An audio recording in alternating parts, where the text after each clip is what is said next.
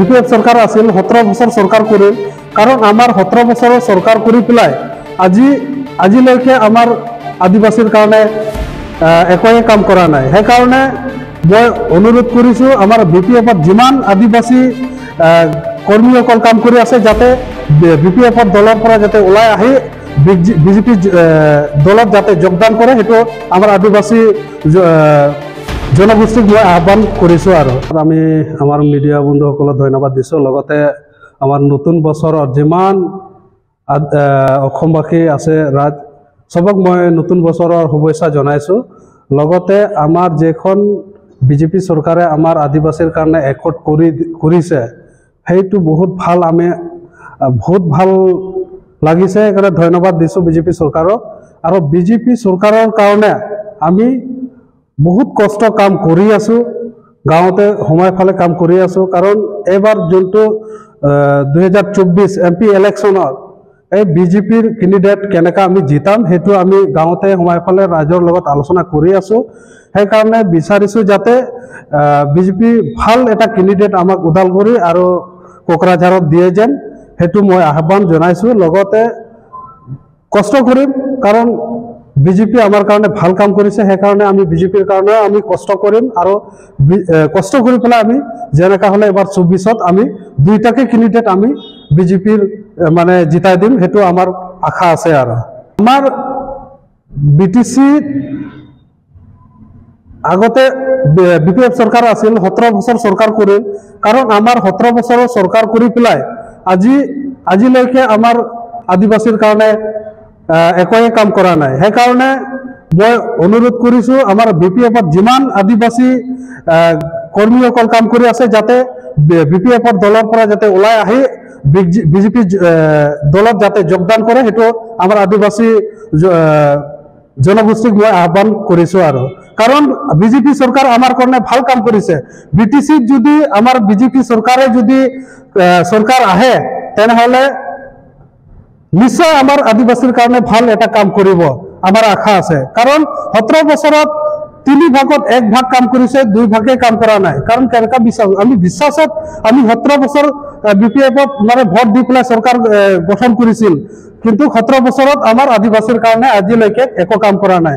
লগতে আমাৰ যোনটো আমাৰ UPA চৰকাৰ আহিছে সেই চৰকাৰটোৱে আমি আশা কৰি পেলাই ভোট দি পেলাই জিতাইছিল, কিন্তু সিহঁতে আজিৰ আমাৰ আদিবাসীৰ কাৰণে একোৱে কাম নকৰে, মাত্ৰ মুখতে কাম কৰে কিন্তু আদিবাসীৰ ৰিয়েলি মানে কাম নকৰে। সেইকাৰণে মই বিচাৰিছোঁ যিমান BTCত আমাৰ আদিবাসী আছে দুটা দলৰ UPPL আৰু BPF যিমান আদিবাসী আছে যাতে সিহঁতে ওলাই আহি পেলাই যাতে বিজেপিত যোগদান কৰে। বিজেপি আমাৰ কাৰণে ভাল কাম কৰিব, যিহেতু আমাৰ কাৰণে একট কৰিছে।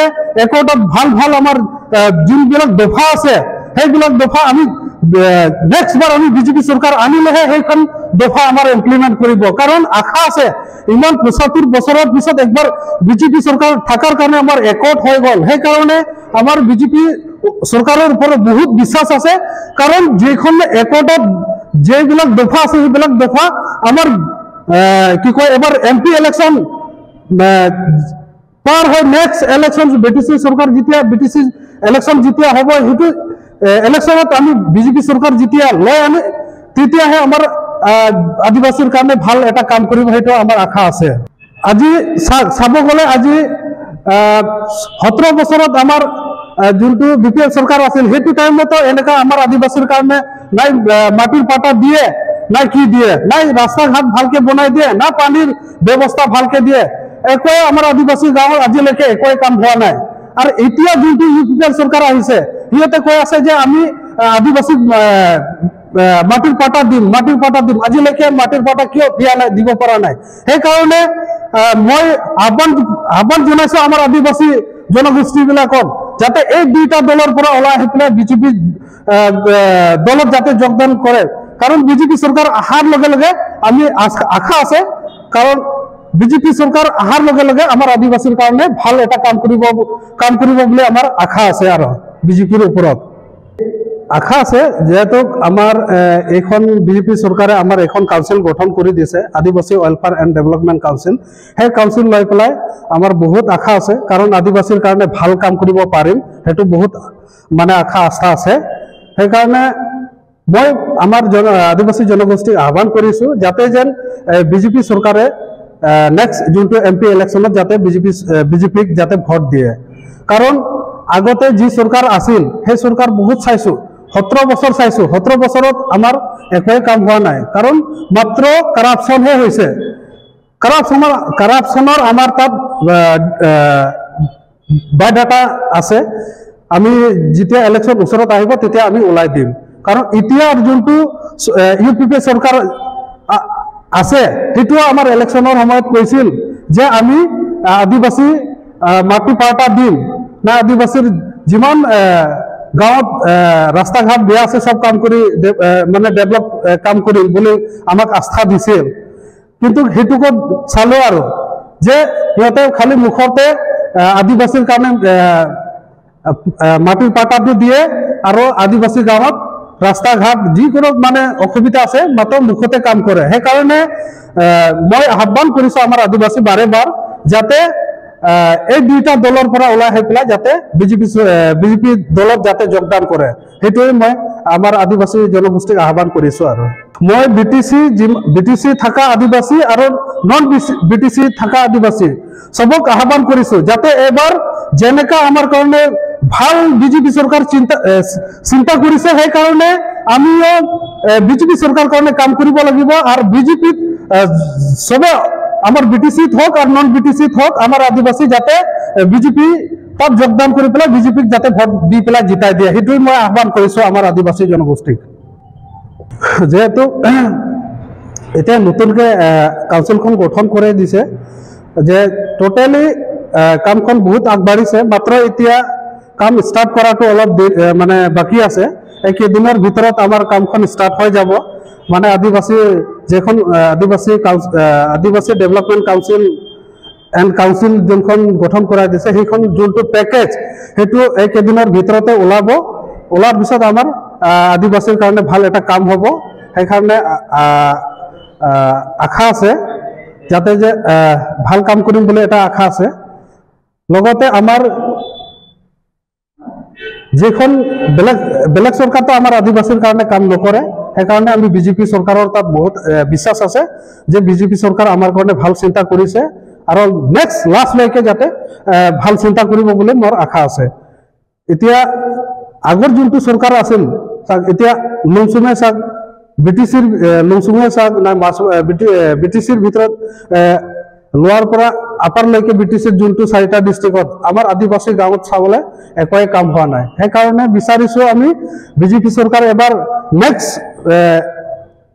ইলেকশ্যনত কাউন্সিল ইলেকশ্যনত আমি বিজেপি চৰকাৰ লৈ আনিম আৰু বিজেপি চৰকাৰৰ CM হলেহে আমাৰ আদিবাসীৰ কাৰণে বিটিসিত কাম হ'ব। সেইকাৰণে মই আহ্বান কৰিছো যাতে বিজেপি চৰকাৰ এবাৰ দি পেলাই আমি ইয়াতে বিটিসিত চৰকাৰ গঠন কৰিব পাৰো, সেইটোৱে মই আশা আছো। আৰু আমি এইটোৱে আলোচনা কৰিছো কাৰণ গ্ৰাছত বহুত ভাল বুদ্ধিজীৱীৰ লগত আলোচনা হৈ আছে। ওদালগুৰিতো অলৰেডি কমপ্লিট কৰিলো, ওদালগুৰিৰ একো চিন্তা নাই, আৰামছে বিজেপিৰ কাৰণে সব মানে বিজেপিত আহি যাব।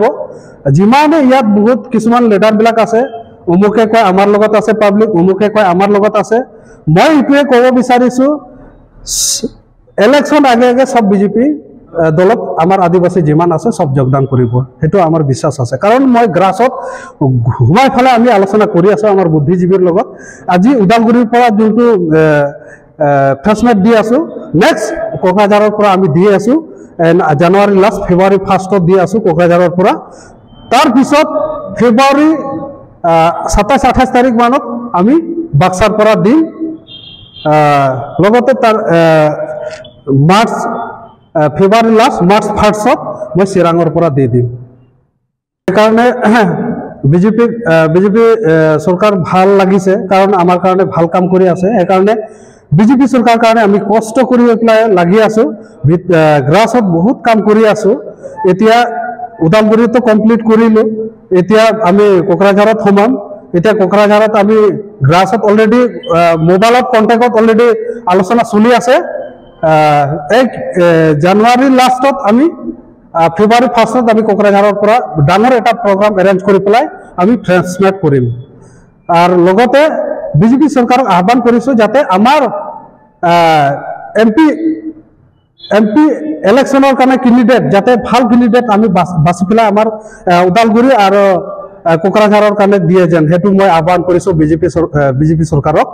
আৰু লগতে বিজেপি চৰকাৰ এইটোৱে আহ্বান কৰিছোঁ আমাৰ যিমান 5টা চমুকৈ 8টা সংগঠনৰ যিমান এডিশ্যনেল ল'ৰাবিলাক আছে সিহঁতৰ ৰিহেবিলিটেশ্যন এতিয়ালৈকে হোৱা নাই, সেইটো যেন যাতে বিজেপি চৰকাৰ সোনকালে আমাৰ এই এডিশ্যনেল গ্ৰুপ ল'ৰাবিলাকৰ যাতে সোনকালে যেন ৰিহেবিলিটেশ্যনটো কামটো কৰি দিয়ে যেন মই আহ্বান কৰিছোঁ বিজেপি চৰকাৰক।